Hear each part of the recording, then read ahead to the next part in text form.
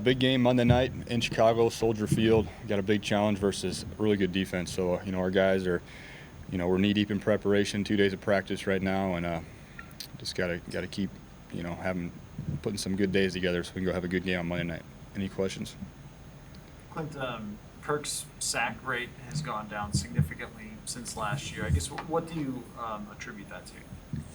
Yeah, I think it's a lot of things. It's never one thing. Number one thing that stands out would be the offensive line. I think they're doing a great job protecting them. Our receivers are getting open quick, and Kirk's getting the ball out quick. Our run game is stepping up. That's all part of it. It's a team thing, and but it all starts up front with the O-line. Was there an emphasis, I guess, when you took over as offensive coordinator, that part needed to be just a reduction in the sacks?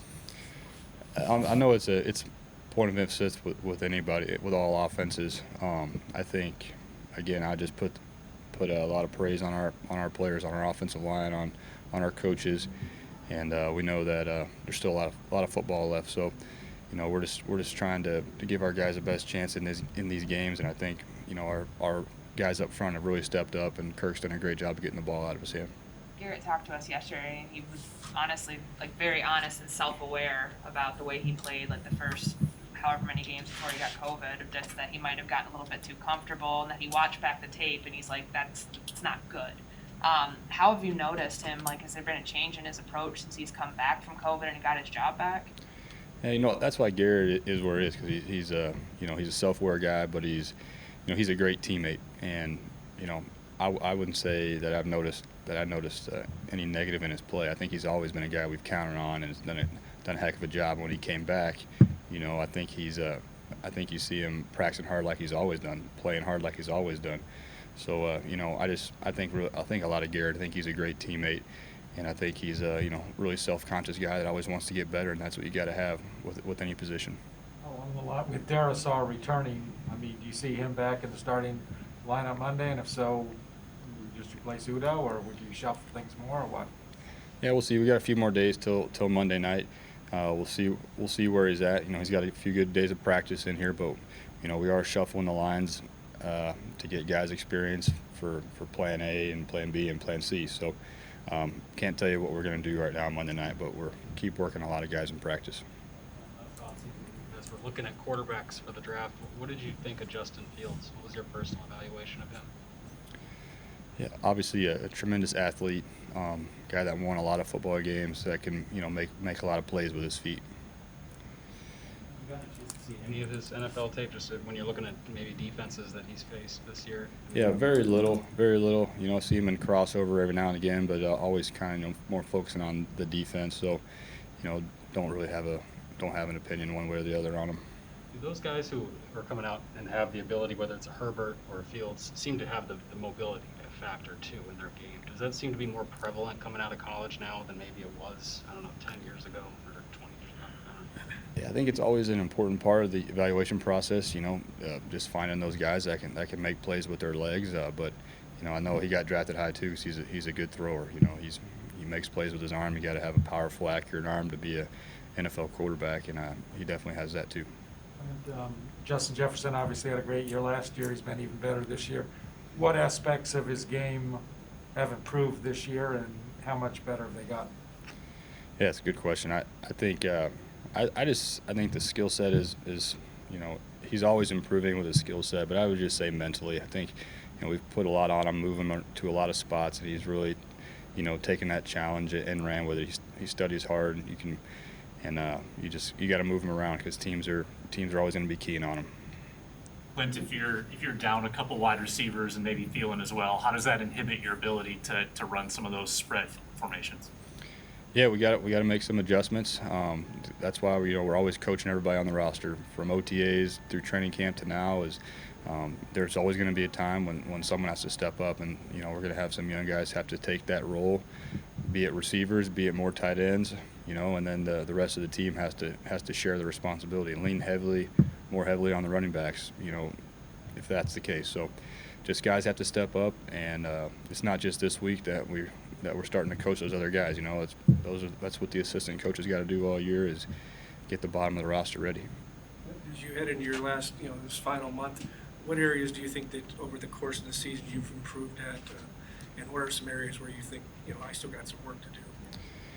Always going to be critical, very similar to Garrett, but I definitely want to keep those things to myself. But I think the main thing is just looking for ways to get our guys more opportunities.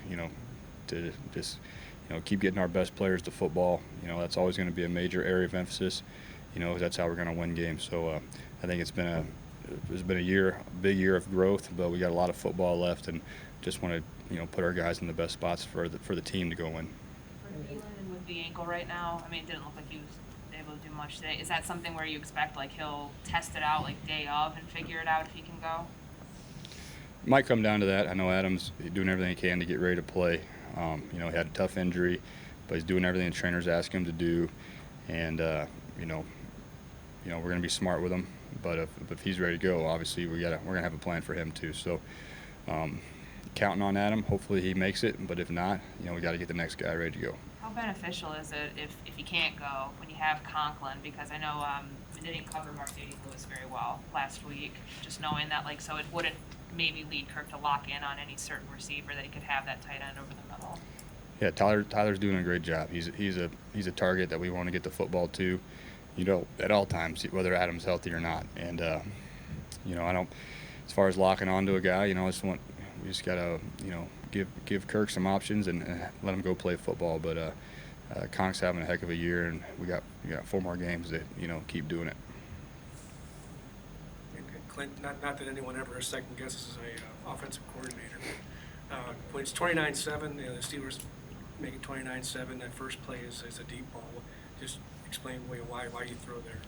Yeah, it's always easy to look back and say what could have been, but I think we want to stay aggressive at all times. I think our guys practice hard, and we want to give them opportunities. And in that specific situation, wish we would have checked the ball down or done something else not in that situation. But that's football. And what I am really proud of our guys is, although the second half didn't go the way we wanted it to, when we really needed it, I thought Kirk and KJ stepped up and got us that score on the big play. And then that last drive of the game got a key first down, and then didn't capitalize at the end there. But a lot of stuff to learn from, myself included, from that second half. Are you able to keep the with the experience with your dad and everything? Are you able to keep the outside noise from?